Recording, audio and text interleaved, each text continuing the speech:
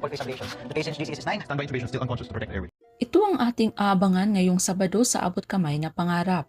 Matapos humingi ng tulong si Zoe kay Dax na iligtas si Annalyn at ang mga kaibigan niya, sinabi ni Dax kay Zoe na hindi na niya gusto pang masangkot sa ginawa ni Moira. Sa kanyang isip, para na rin ito sa kanilang kinabukasan. Kaya naman nagdesisyon si Zoe na siya ang pupunta sa kinaroroonan ni Annalyn. Tinawagan niya si Doc RJ at umaasa siyang matutulungan dahil hindi siya pwedeng tumawag sa pulis. Ayaw din niyang makulong ang mami Moira niya. Sa hindi inaasahang pangyayari na aksidente si Zoe at agad siyang dinala sa Apex Hospital. Habang patuloy ang pag-hostage ni Moira, hindi inaasahan niya na mapupuntahan sila ni Carlos at matutuklasan ang kanilang kinaroroonan.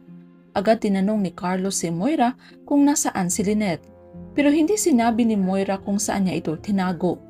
Binantaan niya si Carlos na malapit nang sumabog ang barko kaya mas mabuting tumakas na sila agad. Hindi pumayag si Carlos hanggang hindi niya nadadala si Lynette. Pipilitin niya si Moira na sabihin kung saan niya itinago si Lynette. Kung hindi ay masasabugan sila ng bomba. Samantala, si Giselle ay gagawa ng paraan. Aalukin niya ng malaking halaga ng pera ang mga tauhan ni Moira na umaabot sa 10 milyon. Sino nga ba naman ang hindi mapapalingon sa malaking halagang iyon?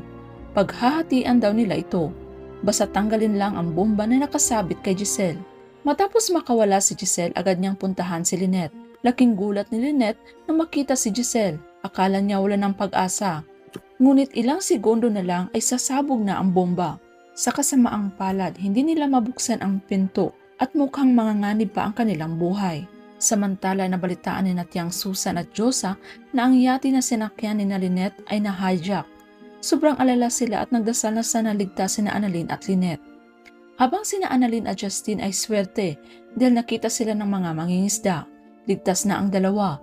Ngunit naubusan ng krudo ang bangka kaya medyo matatagalan pa sila bago makarating sa port. Nagtanong sina Annalyn at Justine kung may cellphone ba ang mga bangkero para humingi sila ng tulong. At ayon nga nila wala raw signal dahil nasa gitna sila ng karagatan. Sobrang nag-alala sina Annalyn kung ano na ang nangyari sa mga naiwan sa yate. Maya-maya sumabog na ang yate. Ang tanong, nakaligtas nga ba sina Lynette at Giselle, pati na ang iba pang kasama nito? Yan ang ating abangan sa abot kamay na kwento. Kaya kung isa ka sa nangangarap na sana ligtas ang lahat maliban kay Impactang Moira, ay paki-like at subscribe sa ating channel. Thanks for watching. See you next time.